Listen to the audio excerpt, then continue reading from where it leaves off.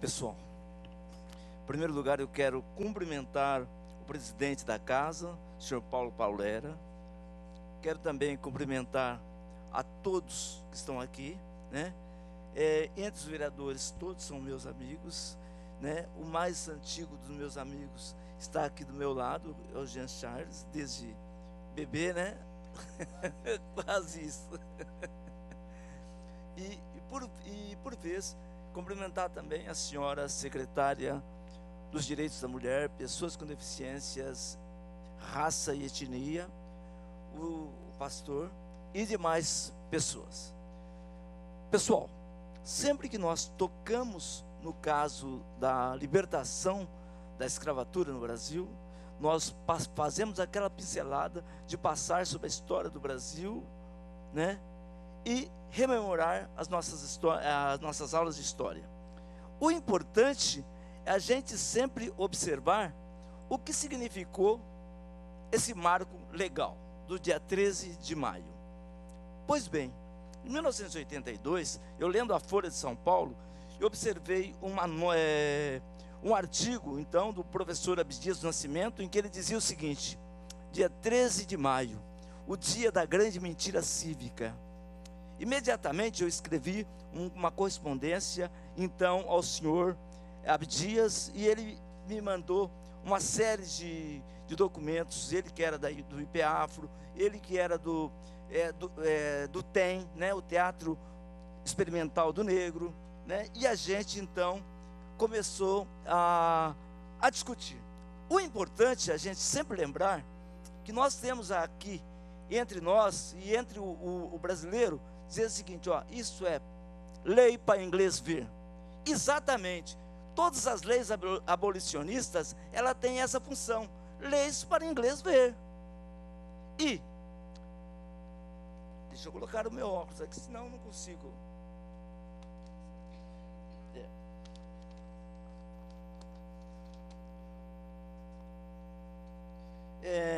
Lendo também depois, na revista Nossa História, uma matéria da Priscila Leal dizia sobre o lado rebelde da princesa, né? E ela dizia o seguinte, que após 1888, Dom Pedro II deixou uma grande quantidade, uma soma de dinheiro, né, destinada ao pós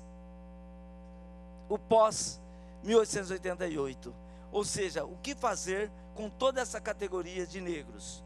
Pois bem, no outro ano nós tivemos a República.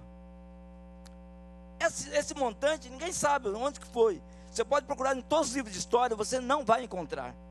Mas é interessante, né, que ela, ao assinar a lei 3.353, né, que tem apenas 2 artigos, libertando, sendo marco legal.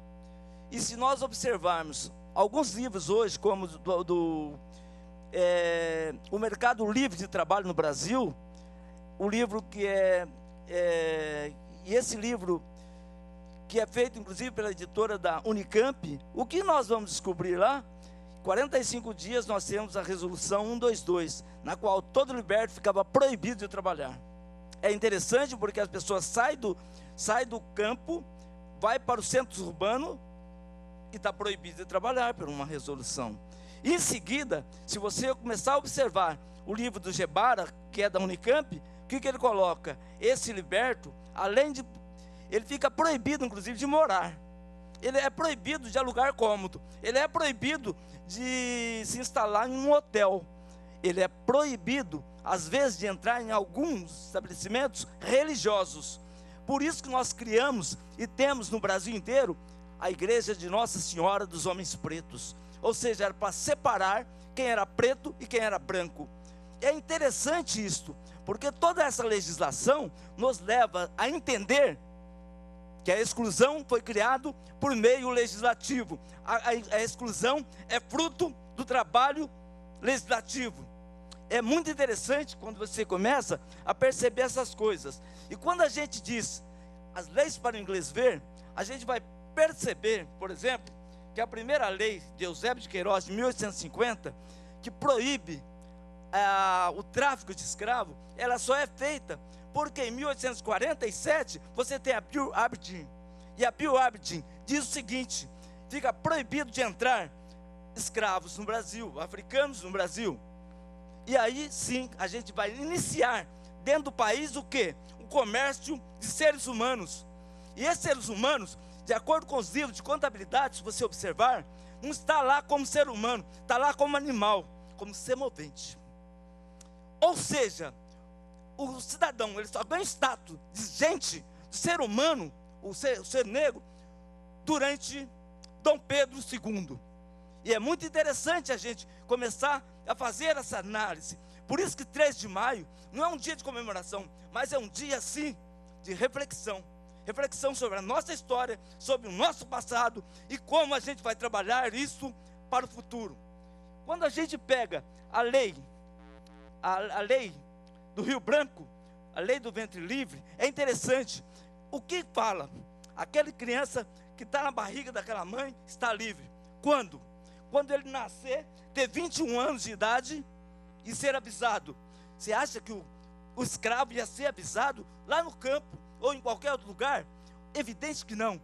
É uma mentira tudo isso. Isso aí é só para colocar, dizendo que o Brasil estava libertando, estava tratando o caso. Na verdade, a gente atendia uma demanda da Inglaterra, que colocava aqui dentro os seus produtos.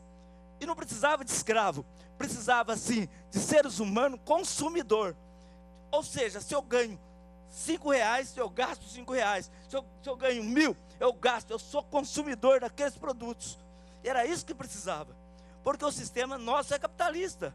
Ou seja, ninguém vive sem lucros.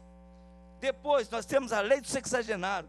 Se você pegar o livro do Francisco de Assis, que quase todo mundo leu, isso lá na escola, lá consta, a partir de 65 anos, no livro eu estou falando do Francisco de Assis, não estou falando de outro autor. O que está escrito lá? Você está liberto. Mas quem chegava aos 65 anos de idade? Ninguém. Então é lei de mentira. Então todas as leis abolicionistas são de mentira, sim. E basta você pegar o livro e começar a observar o que acontecia naquele tempo. Portanto, cabe hoje a nós repensar, mas repensar mesmo as políticas públicas para a população negra. E aí está a Secretaria da Mulher, trabalha para isso. Aí está o Conselho Afro, sempre muito atento para isso. Portanto, a grande verdade é esta: vivemos num momento de luta permanente, que não se esgota numa pincelada sobre a realidade. E sim, é preciso alimentar outra superestrutura na qual o ser humano, seja ele quem seja, quem for, seja ele rico ou pobre, seja ele da religião matriz A, B, C, D ou X, todas as necessidades do ser humano têm que ser atendidas pelo poder público e pela sociedade em que ele vive. Quando você observa que tem alguém que está fora desse marco, significa que essa sociedade está falhando. E essa falha é gravíssima. É a ponto de eu dizer o seguinte: olha, gente, todo ser humano, independente dessa condição, daí a importância da nossa luta, da nossa resistência, para que todos possam ter vida de plenitude e respeito. Desta forma, é necessário um apelo fraterno entre os seres humanos da mesma espécie, com o mesmo humanismo. E não basta somente o meu apelo para a ação efetiva, para transformar a realidade, e é que necessariamente precisamos entender que 13 de maio é dia de reflexão. Essas são as minhas palavras, essas são as minhas reflexões que a gente faz cotidianamente. Muito obrigado. Muito bem.